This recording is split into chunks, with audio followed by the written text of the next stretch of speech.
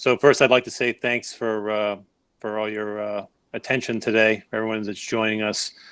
I appreciate it if you could just keep your mics silent as there are a number of us joining today. We have a few topics we're going to go through today.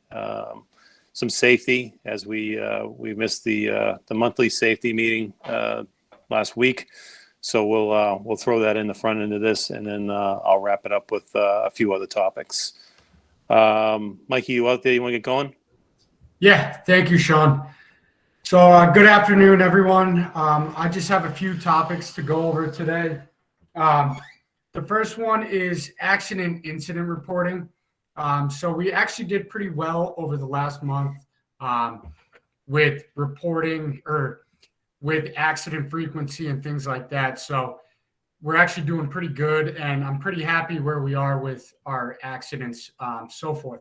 But the big thing is reporting them in a timely manner. So we need to ensure that everyone reports these in a timely manner. So Jason and I. Mind? What was that? Oh. I think he's just go ahead, Mike. Sorry about that. Okay. Yeah. So just so Jason and I can get the proper care that the individual needs, it's just important that it gets to us and then we get it to the GC. The next thing is we need to really complete a thorough report so we know what happened with the accident, meaning filling out the report fully, good description of the accident that occurred. Now, this helps Jason and I determine what lessons learned there could be, if any, and then we can take the necessary changes that we need to go through to get those out. John, you mind just giving me a shout when you got it? I muted him. I muted him. Sorry.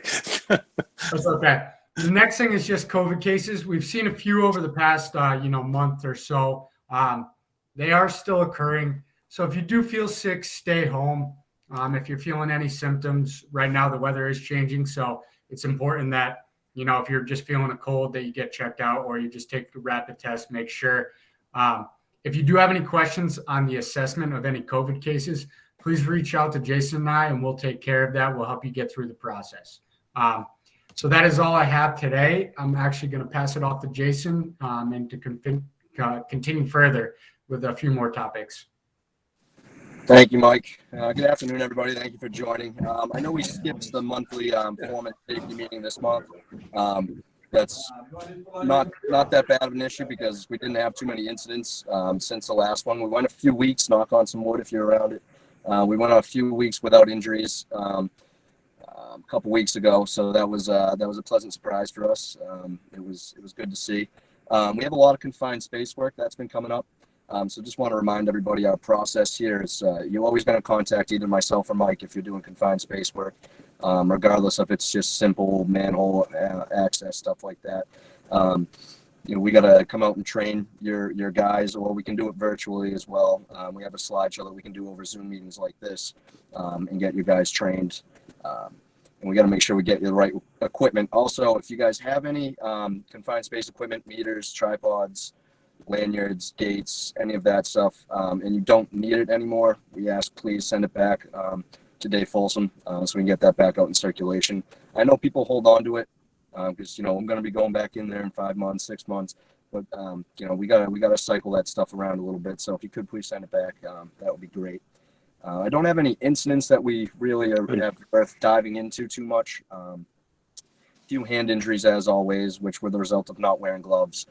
So there wasn't too much to dig into with those, but we did have an incident that we recorded at one of our job sites in Somerville. There wasn't an injury or an incident. We just wanted to report that there was a lot of racial and sexual slang terms, graffiti all over the job site, like in an aggressive amount. Not that any amount's normal, but there was quite a lot, all the bathrooms, hallways, stuff like that. So just brought up a good point for us to make sure, and it wasn't our guys that were doing it. We feel confident in that. But we want to make sure that the job site is not only free of safety hazards, but also that our crews feel safe being there and feel comfortable being there. There should be no reason for anyone to show up to work and not feel comfortable there.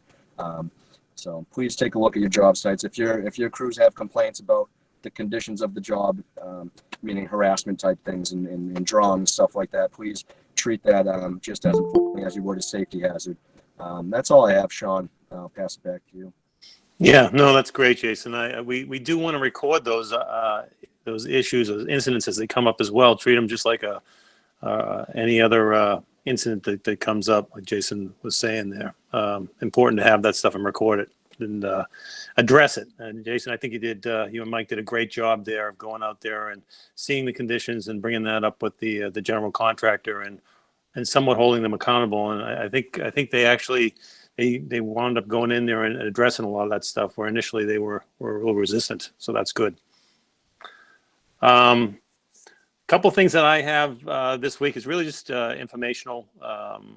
One is we've had for the last few years a YouTube channel, and occasionally we'll share videos with the foreman on different things that come up at trainings or new tools that are out there or different processes to come through prefab or things like that. And it's just want to make sure people are all aware of it. We're actually posting videos like this and the safety meetings that Mike and Jason do as well, just so you can have future access to the information.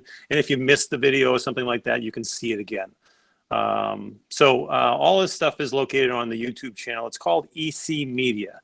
And anytime you get a link from us, if you just go on and click the video link, you can subscribe right there to the YouTube channel.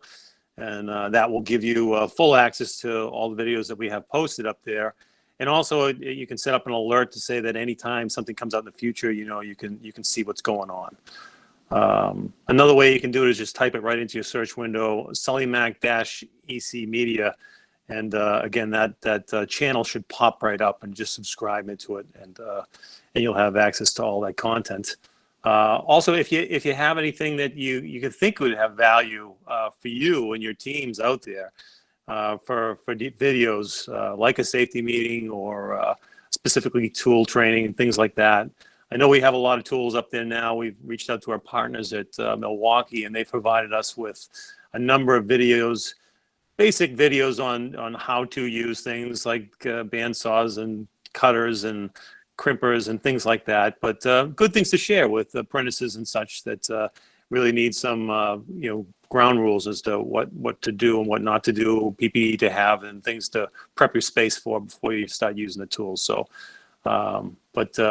check out the channel and please subscribe, like I said, and then you can kind of get access to all that content.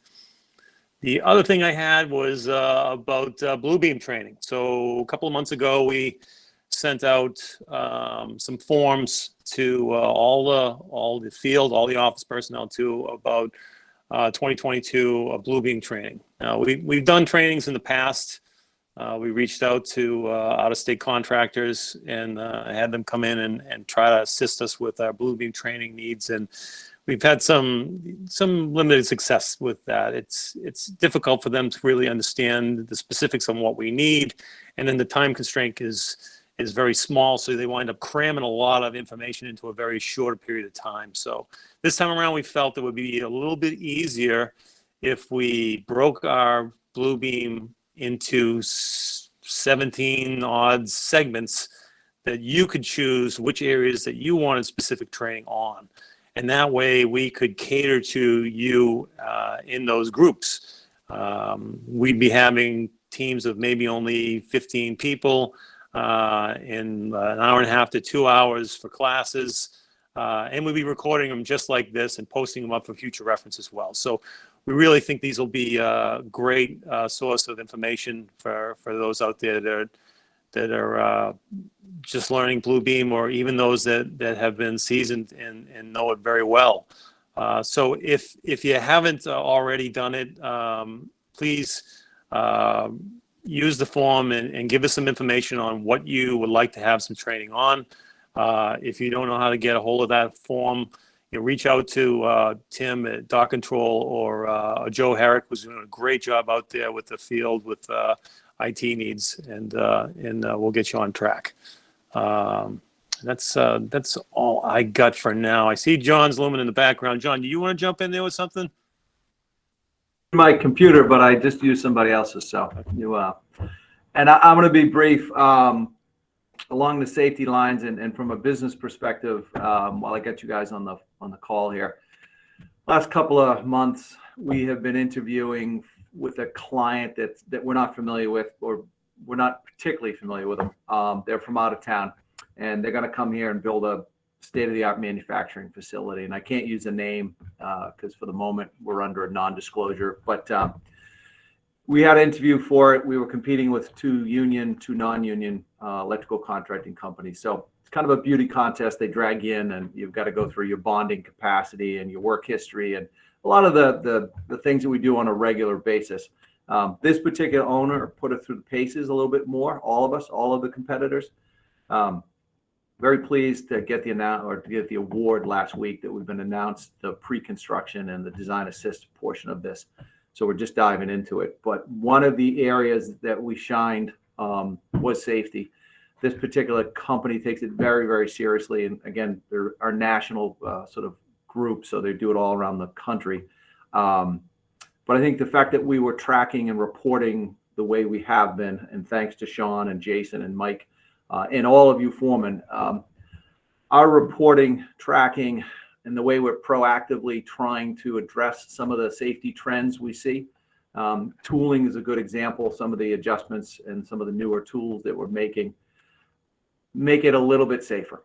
And the good news is when you get to these beauty contests, when you're chasing work, this was one of the areas that the company had said to us, we really stood out, that we were trying to be a little bit more innovative, a little bit more progressive. So a lot of effort goes into all of this.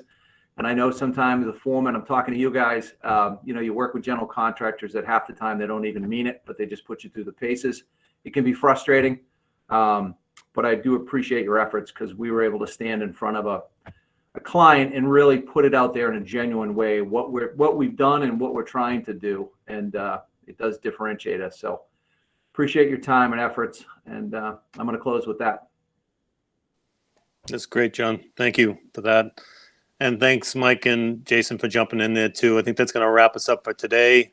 Again, thanks for your participation, guys, and joining. And the next meeting is I think we're going to do it on January 6th, 2023. So see you at the next meeting if I don't see you sooner.